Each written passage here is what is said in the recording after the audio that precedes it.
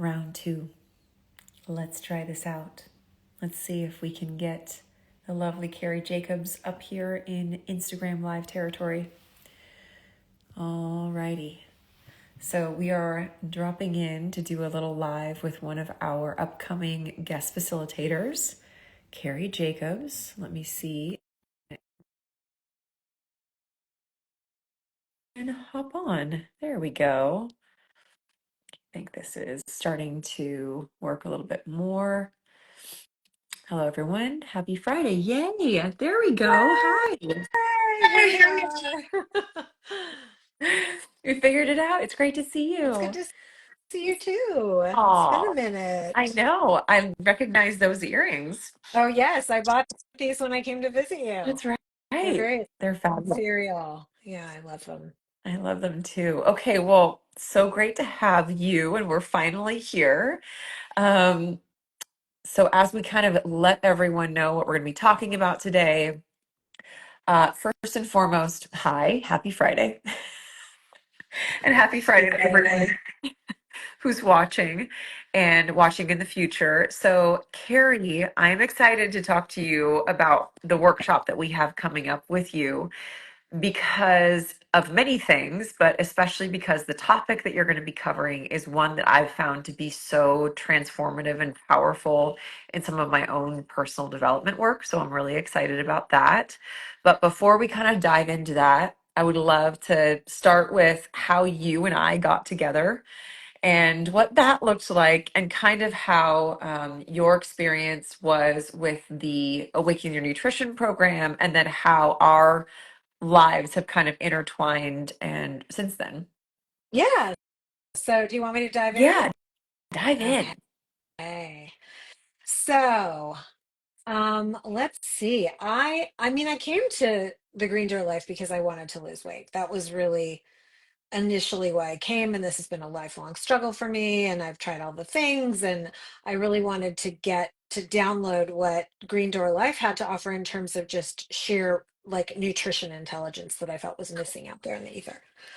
What I think I got instead was a connection that I had already had in the rest of my life, but hadn't applied really to like diet and nutrition, which is so weird, which is this concept of this inside job, this inside work that really needs to be done, this mindset shift Yeah. that has to happen for us to be able to really do anything, reach any of our own personal goals.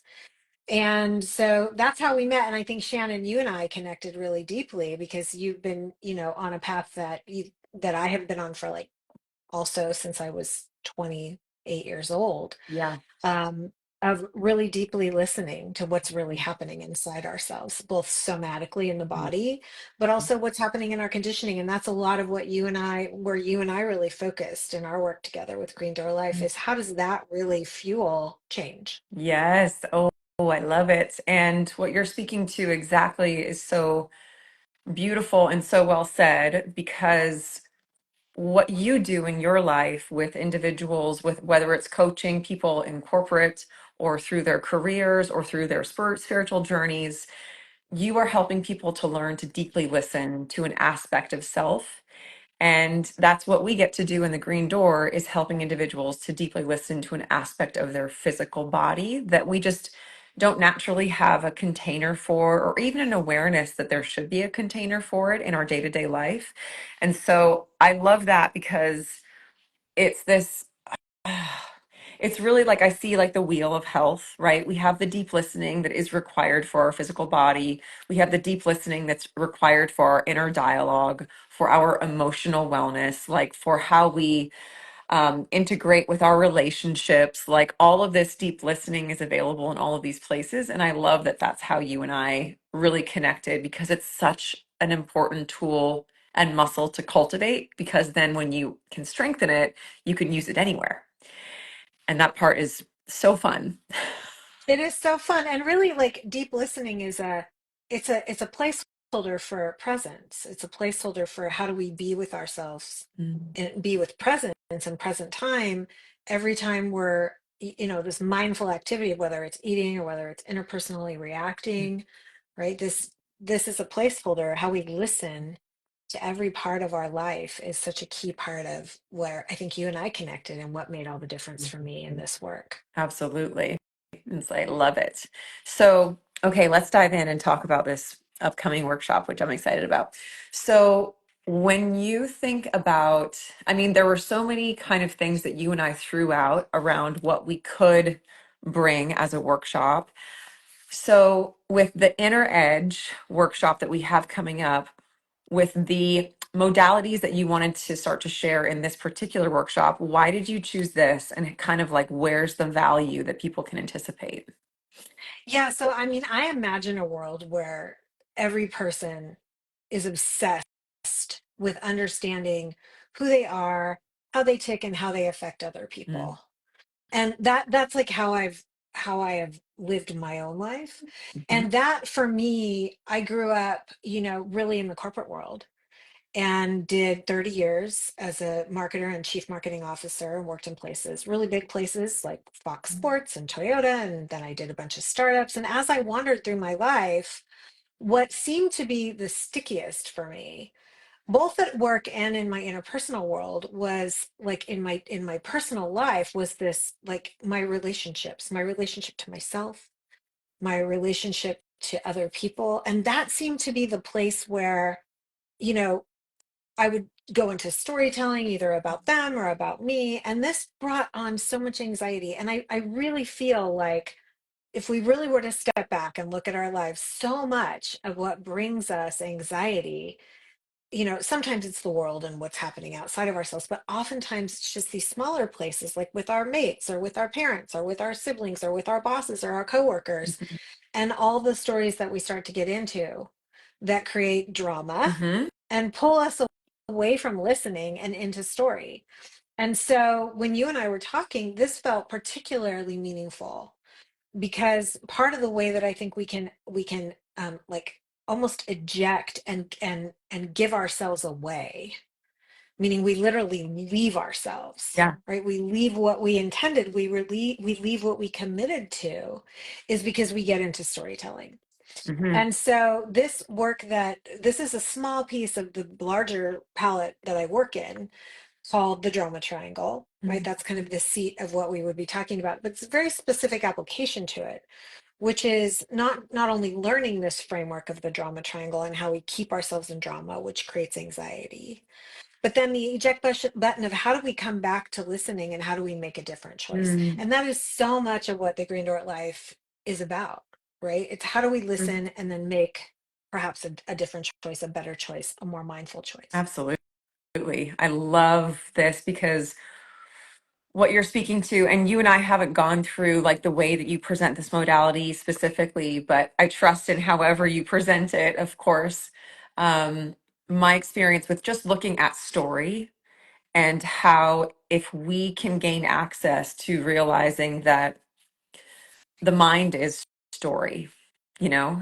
It's like whenever the mind is like doing its thing, it's just talking in stories. It's making meaning out of everything. And when we are in a place where we actually don't have awareness of that and we're not present to that, then we likely get really stuck and attached to the drama of it. And being stuck to the drama of it causes like a cascade of offense, whether it is cortisol rising or whether it is not being able to truly hear the person that you're talking to because you're so caught in the projected story that you're living out. And what you said in the beginning I love because you were kind of expressing like the almost like the external, I can't remember the word you used, so I'm sorry if I'm botching it a little bit, but what I kind of got when you were sharing, there's like this external projection where you actually like leave your center, Mhm. and when you do that you are no longer in your sovereignty and everything else has control over you. Well, and yes, and what my actual words, which I've said to myself many times, is we leave ourself, like we abandon ourself. Yeah. when we go into story has a protagonist, right? It has usually like there's some sort of a conflict or a villain or an evil character, and Yeah. that so much of the time that is creating fear, Hmm. right? It's creating contraction. This is Yeah. what drama, if you were to take the word and give it like a somatic sense of an in the body feeling, right? It's like it's fear, it's even if we were to tell ourselves that this is like a comparing story, like I'm comparing myself to someone else or I'm competing with someone else, at the base root of that, it's usually some sort of fear, insecurity, a sadness, right? Some sort of a disconnect around self-confidence, Hmm. right? That's really fueling the drama. And then we tend to just leave ourselves. It's Yes. really as we think we're with ourselves because we're in the story and we're in the drama. Right. But the truth is we're just abandoning ourselves in the process. And so this work is, how do you stay connected? How do you stay listening? Right?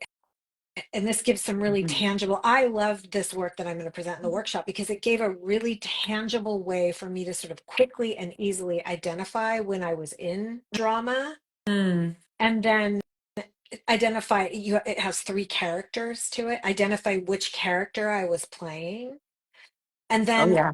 what are the options for other characters, like how can I actually try on something else that might have a really positive outcome, I like love that. more of a plus outcome than like a detractor outcome where I'm leaving myself and I'm creating negativity. How am I staying with myself and then actually transforming or alchemizing an anxiety ridden situation into something that's super creative and innovative? Yes, I love that. And it's such a, as you're sharing that, I mean, obviously, like in the coaching sphere, working with clients and also our coaches, it's like when you are hearing someone, especially people that you've known for a long time, you can usually identify when they are in a story. You can usually hear that there's almost like, I mean, for those of you listening, have you ever had a conversation with your significant other and all of a sudden you're like, oh, you're playing that script again? Like it's almost like the exact same words that you're using and you know it, but they don't know it. Like they're not consciously aware of it necessarily in the moment. And I know I am guilty of that because my partner and I, Rafa, obviously I don't even need to say that, you guys know who it is. Um, Rafa and I now are able to identify like the key words that we will use when we are caught in a story where we are playing the victim or the villain or whatever it might be. And in that process, we can then kind of actually help each other. But realistically, we want to be able to do it ourselves. We don't want to necessarily rely on other people. But what I really find like so powerful about this work that you're going to be delivering is that it gives you like an immediate tool where you're like, I got this. I can identify that I am doing this thing. And I know that if I continue to do this thing, you may not be able to figure it out right away because some of this stuff is really tricky. But if I continue to do this thing, then I'm going to continue to have that dramatic response. I love one of my friends who's also a personal development coach says that if it's hysterical, it's historical. And I love that so much because it can be just like this little thing where you're like, oh man, this is like really dramatic. What am I doing here? So Yeah, yeah, I I'm very love excited. that. I love that. If it's hysterical, it's historical. And I think what we're really saying is when you go into states of, let's call it, I mean, the word hysteria is a little bit triggering to some women, right? Because it's like we're always called hysterical. But I think what it Mm, means is that when we go into a state where we have layered story and inference on top of something, we can cast ourselves as the victim, as you said, right? Or we watch our mates cast themselves as the victim. I mhm, often play what's called in the drama triangle the persecutor. mm, I mm. find myself in the persecutor all the time. Well, yeah, that's why that's why they always do that, Yeah, right? It's like I have that yeah, little voice in my head that's like, yeah, you know they can't get it right, right? That's very like persecutor, it's sneaky persecutor language. But once I Yeah. identify that I'm in the victim, or or I'm in the persecutor, and not just the obvious stuff, right? Like, oh my God, feel sorry for him. But even the victim is super sneaky. Yes. Like, have you Oh ever my gosh. heard corporate people say, like, that's above my pay grade? Have you Yes. heard Yeah. that is actually victim language. Interesting. I And mean, it makes sense. you would never know, right? Because that's like basically saying, I'm not paid enough to do that job, therefore I'm not going to do it. There's a subtle way that there's victim energy in Right. there.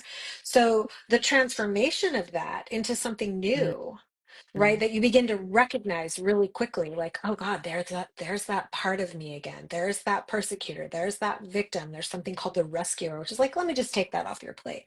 I'll take care of that, right? And then all of a sudden we're resentful Yeah. because we've got so much to do, Yes. right? So it's really about hearing, what are really these three dominant archetypes, and then being able to recognize them and say, okay, wait, there's a tangible place that the drama triangle will teach me to go to, that says, Totally. here's how I make that different choice. Here's how I don't leave myself Hmm. and I make a different choice. Absolutely. Yeah, it's so powerful and it's like it's really rather simple. I mean, simple in theory, but then when you start to apply it, you're at least I'll speak for myself. My unconscious tendencies and patterns when I first started to introduce this into like my dialogue and then start to see it in other people, I would realize how sneaky the unconscious patterns are. And sometimes I'm like, oh my gosh, like, wow, that system is smart, you guys. It is Um, smart. And it's also oftentimes it was there, like it grew up with yes. us, and it was there to arrange a protective dance, Yeah. right? So just to speak really tangibly, Hmm. right? So I grew up in a household that was really unstable, Hmm. right? So I had a really mentally ill mom, and I had a dad that was sort of an an angeraholic, right? Yeah. So I was constantly playing this game of, at that point in my life, I really was a victim to my own circumstances. Yes. And I also had two um archetypes that I was learning from. One, my dad, who was super persecuting and angry and everybody, very judgy. And also my mom, that's probably where they met. They were both really judgy, Mm. right? And then, but my mom was super victimy. She would fall apart, she would cry. And so as I began to, I'm 59 now, and as I made my way through the workplace, I would have these like super big, like charismatic, dramatic persecutor moments. And then suddenly I would collapse Mm. into victimhood. It was very confusing for people, right? Because they're like, wait, she was just really strong Yeah. and she came off really powerful, and now she's crying. I can't follow what she wants. Yeah. So when I began to see that, like, that in and of itself is like a really powerful moment. And Oh, then I yeah. could say, okay, rather than the opposite of the victim is called creator. Hmm. So what Hmm. can I actually create from this moment? How can I move from feeling tearful to like what would be an innovative way or a new way of looking at this situation, Yes. right? Yeah. and And and sorry, and so I'll so go. some of that dismantling of this protective mechanism that we grew up with, that we armed ourselves with, and we all do it, whether we had extreme childhoods or whether we had not so extreme, we just had easy lives. There's a way we do it just by being human. Yeah. And as we go through these choices of the drama triangle, we sort of dismantle little pieces and parts of our protective mechanisms so that more can show up. Yes. Exactly. Yeah.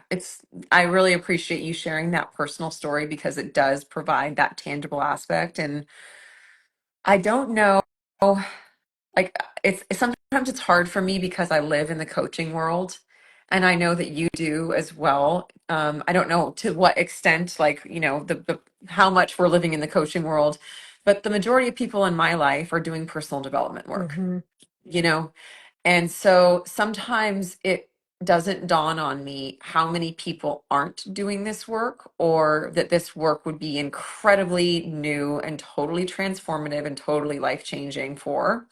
But I can say that exactly what you're describing about realizing the two models that we have had as parental figures and realizing that, like, looking at the drama triangle, for example, and looking to see like who was the victim or the persecutor or the villain in different circumstances, and then how that was our mirror to either apply that kind of behavior or to apply the opposing behavior to survive that behavior, and then to basically be in life and go, oh, it's not me, it's you, you're doing that over there, but the reality is that no, it is us basically in the same exact situation that we've been taught from our upbringing. And if we are not able to see it, we are going to be stuck in the drama, like you're talking about. We're going to be stuck in the story, like you're talking about. And we're going to continue to look to everyone else and go, like, it's your fault, instead of going within and going, like, oh my God, I'm doing that thing again. Yeah. I mean, that last line is the simplest way to put it, you know? And I'm guilty of, my gosh, I'm in the Bay Area of California. I'm guilty of that. Although my clients are all over the world, and I'm always shocked. Hmm. I do work, I teach in the graduate school of business at Stanford. And so I have students that come in that have been high achievers their entire life, right? They're now like master's level students, so they're 25 to 35. Yeah. Many times they've done no therapy. They've never had to look, Yeah. really. They've just achieved. They've just doing. And this, what you're describing, is more of a being state, right? It's when I step from what is my worth based on all the doing I can do to what is my worth on how I be in the world. Mm. And that last line of what you said, right, is like, how do you move from like it's everybody else's fault to whoa, how am I just being in this situation? Right? How do I get closer to that? How do I get more intimate with the shadowy, scary, icky, fear-based, sadness-based, grief-based, Yeah. low self-confidence-based parts of me Yeah. and welcome them? Yeah. So we Hmm. get to know them like they're characters in a play, Hmm. right? And then we Totally. don't we know that the villain, my villain is like this purple. I see my own villain as like this purple monster, like to the right of me all the time. I'm like, oh, there's that persecutor again, right? And now it's a he, ironically. It's really Oh. interesting, but it's a he. And he's like kind of mean, but he's also kind of like funny. And now I'm sort of like, oh, there you are again. Like I don't have to go into a spiral of shame and Hmm. blame. Yeah. I can That's just beautiful. see you with like, there's this part of me that I need to manage. Yeah, absolutely. I absolutely love that. And like, as a little side topic, I love naming our different types of like these parts of us that come out. I have one that's called Spiky Tina. Hey, I don't know if you ever told me that. I also have a little figurine that is Spiky Tina, by the way. Ooh, Yeah, can she we does not meet like her? to. She's actually downstairs. I can send you a screenshot later. But I remember when Rafa and I decided to start to name some of the parts that we were experiencing and how liberating that was. But also, we had to learn we had to learn some things. It was not a good idea for us to call each other's parts out. Oh, that's never a good We idea. No, no. So whenever he'd be like, "Oh, is that so and so?" I was like, "Look, it's not. This is Me identifying myself is not really open to you. yes, It's yes. like I did that's a learn that. tricky game. I That's a did. tricky game. Yeah, Well, and actually, in some ways that could be even the sneaky persecutor coming in, right? Because the ways in which we name yeah. other people's stuff, depending on how we're naming it and how honest we are about where we're naming it from, are we naming it out of curiosity, or are we naming it because we want them to change something? We want to Yes. manipulate the situation to be different. Like those are two Yes. very different intentions. Ooh-wee. Woo-wee. So Mhm. like this is like intention comes into this, Yeah. right? Is like, okay, now how am I now that I'm aware of Spiky Tina, Yep. and I've brought her to the open, and I've even let Rafa see her, Yep. right? Like now, like what is my intention and what is his intention? And can I check that out? Right. So Yes. this unfolds, the drama triangle like begins to unfold into all these healthy ways of being with ourselves and in communication with other people. Yes. What you just said about like understanding, like as it starts to unfold, understanding the intention. Hmm. I think that that like next layer is so powerful. So I just want to highlight that one because when I started to realize that some of my intentionality or the intention of Spiky Tina or the desire or the need was actually to be seen that something was hurting, Mm, right? And she was yeah. spiking because she was hurt. So she needed to really be seen like this is hurting me. And once I was able to identify that that's what she was trying to do, then I was like, oh, wait. There's other options here. I don't actually have to like push at the person and like push my spikes into them. I can actually just kind of like retract and go like, oh, I'm gonna do something else right now. This isn't Yeah, I love that. no. What would the something else be that you might do? Ah, I mean, I mean, as I think about it, and thank you for asking that, as I think about it, it's actually like gives me all of my freedom back Mm, to instead of push forward and try to like get someone else to do something, it gives me all of my freedom and I get to go, oh, I can do whatever I fucking want right now. This is great. So sometimes that would be like, I'm gonna go sit on the couch and watch a movie, or like, I'm gonna go for a walk, or maybe I'm gonna go buy a pair of shoes. Like, I'm gonna call my mom. It doesn't really matter. It's like all of a sudden, instead of needing someone to see that I was being hurt, I'd be like, oh, I just get to take care of it. mm-hmm. Mm-hmm. And there's something that I think I wrote it in a sticky somewhere a long time ago. I've got it. Oh, you said this Oh, in one of our coaching sessions. oh, I'm pretty sure it was you. Did you say master state? oh Yeah. yeah. Oh yeah. Okay, look, got you Mhm. stuck. I've got you stuck on my desk. This is how important what you say is. So this, when we're the freedom and the sovereignty that you talked about from like, okay, now I've reclaimed that this is true of me. I've Yeah. got Spiky Tina. She's protecting me from not being hurt. Yeah. All of that is sort of happening in some ways with this master state or this, sometimes some people call it a true self or an inner leader. There's all different names for this place Yes. or mindfulness, where mindfulness stems from, Yes. right? An intent, even being able to drop in and say, well, what is my intent? What did I mean here? Right? Mm-hmm. That's all this master state game. That's kind of the ultimate, right? Like we're sort of trying to get to where we're really understanding, when we're in the drama triangle, when we're not in the drama triangle, when we're and that all requires us to see a lot of these different characters that we play, and Yes. in the seeing, in the observing, when we're in that observing, we come back to this master state, right? It's the Absolutely. same thing with Yes. food, right? Or exercise. Yeah. How would you spin it with the food and exercise? I'm so curious. Yes. So I think there's a way for me, and I will say too, I mean, this, Shannon, that the people who are watching this live don't. So I've been, actively practicing Buddhist-based meditation since I was 15 Mhm. and aggressively since I was 28.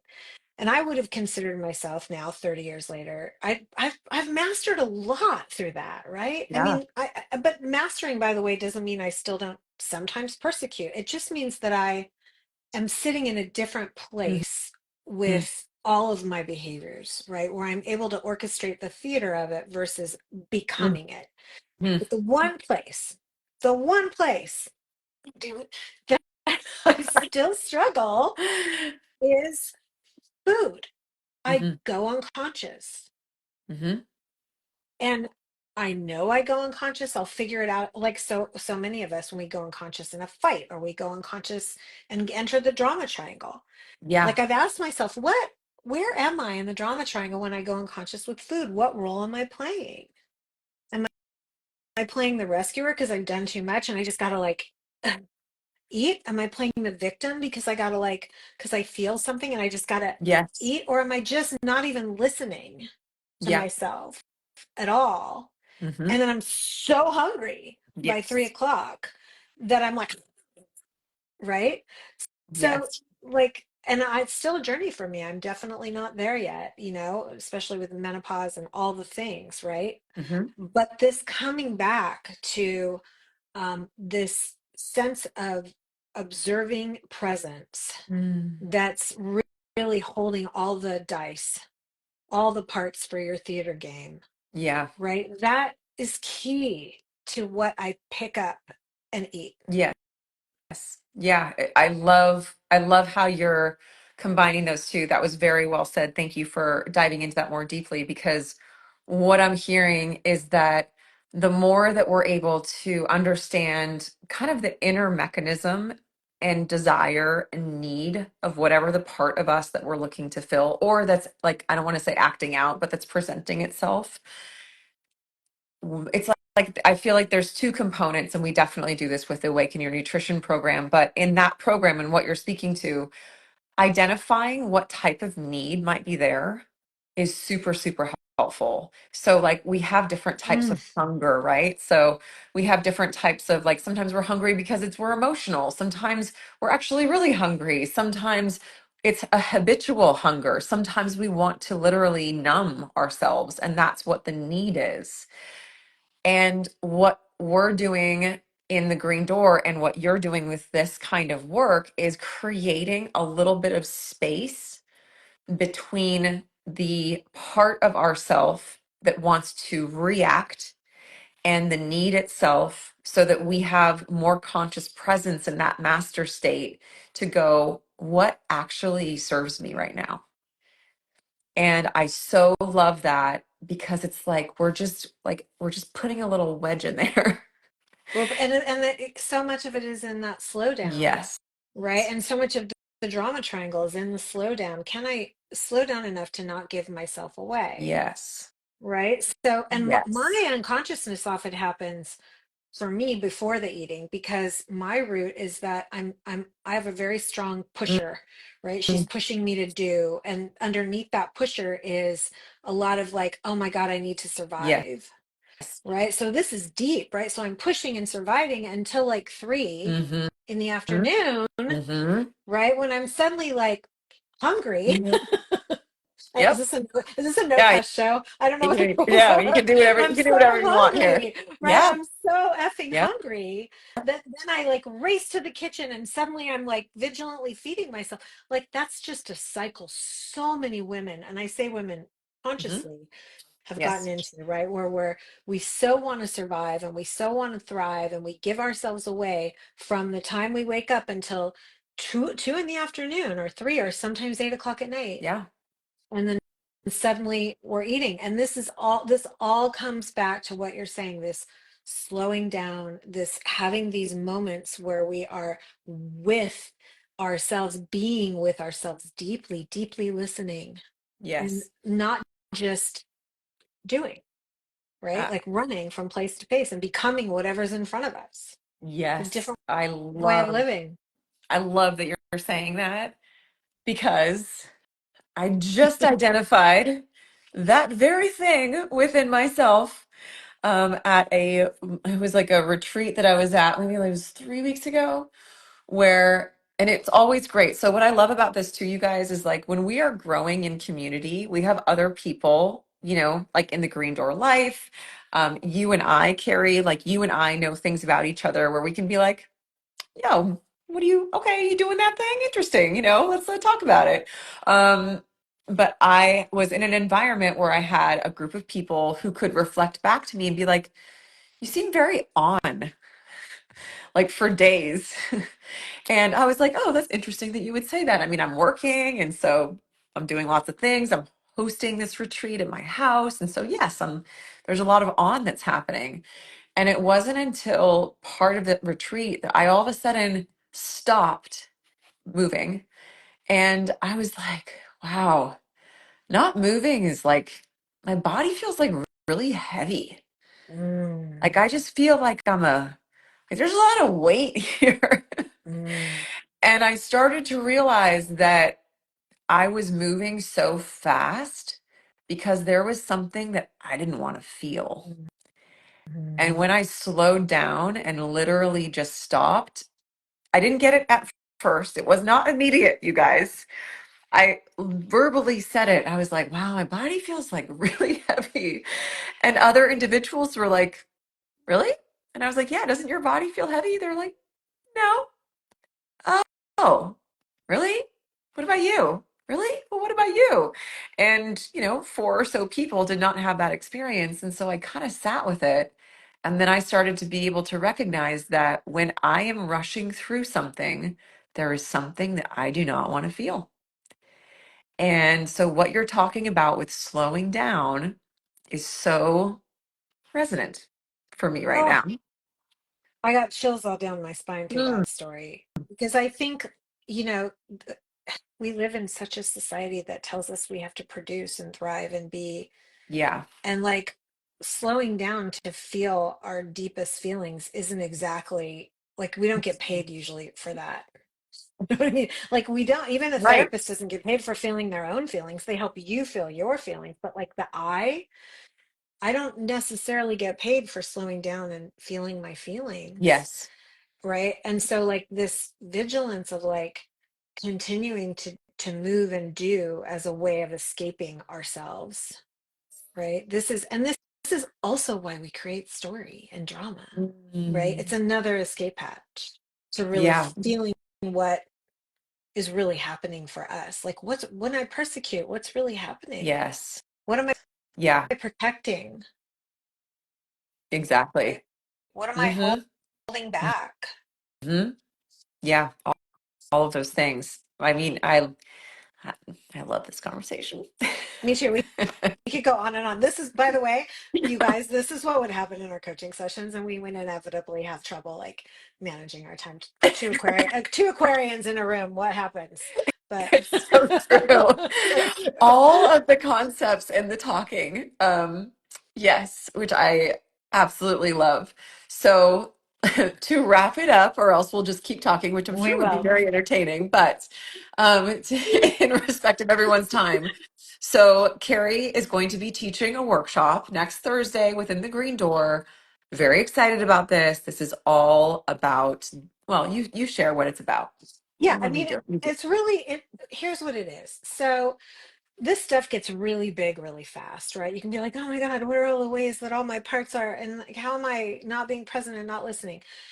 And that happened to me too. Mm, And this was the drama triangle, which I'll be highlighting. There's other components of what Shannon and I have been talking about in the workshop. But this piece, the drama triangle, which some of you may read about or look up online, um, was an unlock for me like I had never had. mm, Um, yeah. because it was so simple and identifiable, Hmm. particularly at work. But then when we apply it to our lives, even more so, Yes. right?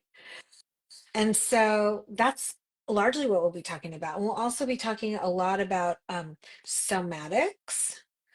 And part of listening is listening to your body. I think sometimes we think listening is like, okay, I'm gonna close my eyes and listen to my head. Mm-hmm. But this is about dropping into a different location entirely and being able to listen to what the body's telling us, because the body is usually the first like clue and cue to like, oh, I'm in persecutor, my hands are like this, my chest is like this, like I'm getting used to even the small stance of Yes. this character I play, right? Yes. Spiky Tina, Yeah. right? So we'll be doing that, it'll be rich, and I hope incredibly meaningful. This was life Mm. changing for me. I don't like to share Yeah. anything that was not personally transformative for me. Yes. Yeah. So I feel that. that's the Hmm. goal. Beautiful. I'm so excited. So you guys, it's next Thursday at I think it's 7 my time, which is CST. Is that right? I'm just gonna check real quick. Hold on 1 second. I would check, What? but since I really couldn't figure out how to join the Instagram live, I'm like, Right. I'll leave it to you. No, no, no. I got it, everybody. I got it. I can figure this out. Yeah, it's at 7 to 8:30 p.m. CST, which means it's going to be 5 to 6:30 p.m. PST. And then you guys can figure out the other time zones. Thank you. Like I'm not going to do the math for everybody. It's $22, which feels like a total steal for this. And you guys will get the recording. So it is literally just like we get to have these kinds of conversations. You guys get to go through and experience for yourself what it would look like and mean for you to actually get access to these different parts of yourself, and then having the alchemy or the transformative doorways, green door, haha, doorways where you can start to, take a shift and then apply it to your life. And it actually gets to be a tool that you really get to take with you and apply. And that's why I love it. That's why I was so stoked when you said that you wanted to teach it, because it is a very valuable application. Well, and I'll even double down. It's a money back guarantee. If within 1 month's time that $22 does not yield you some change in your life, some huge shift, Yeah. I'll pay you back. Oh, That's how big it was for me. yeah. I'm not trying to be cheesy here, but Oh, like totally. this was worth gold to me when Yeah. I learned it. It was life changing. Yes. So And for me too. So I'm totally with you, especially when we got to like alchemizing it. Like first you identify it. I feel like that part gets to be pretty easy. But then when you go into alchemy, you're like, oh, I don't have to sit in this judgment or shame or, persecution of self in this state. I can just go, oh, I'm doing that thing again. Let's change it.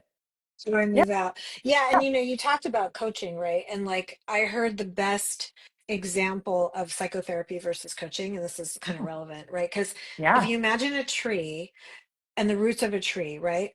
Yes. Psychotherapy will go down into the roots of the tree and really build out the root structure. Like, how did you become who you were? What are the roots are about? And they'll kind of stay down in that root structure. Coaching or something like the drama triangle touches down into the root system. We want to know a little bit about it. We want to know some of its origin story, but then we want to grow up and out. And Yes. that's the difference. Coaching is super like, I'm not saying therapy isn't, therapy can be, but by and large, it's about that alchemizing that you're like, now what? Yeah. Right? Now, what do we do to change our lives with this? Yes. Yeah. It's the action. The Yeah, actions, the for sure. application. Exactly. I'm so with you. It's like both of them are necessary, but when we move into coaching, we actually get to go into action and like apply it to our life in tangible ways and start to see that outcome take shape, which is so good. Okay, So so good. for if you guys are watching, you can drop in the comments "no drama," and we will send you a link to the to sign up and register. Also, something to know for our particular platform for registration. When you get the link, it's going to ask you to basically sign up for our free community. All you have to do is put in your name and email. It's very simple. And then you are going to have access to our free community. And inside of that is where you will then be directed to RSVP for the workshop. And then you will get access for our paid people, you'll get access to that recording. And so if you can't join live, it's no big deal. You can always watch the recording and then have that to revisit, which is in itself a large value.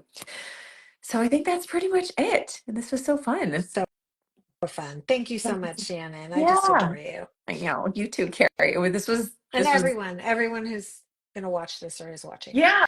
Yeah. Thank you guys for your time and your attention. And Carrie, it's always a blast. We could talk forever. Anyways, okay, everyone, have a happy Friday, and we will see you hopefully next Thursday. Bye. Bye.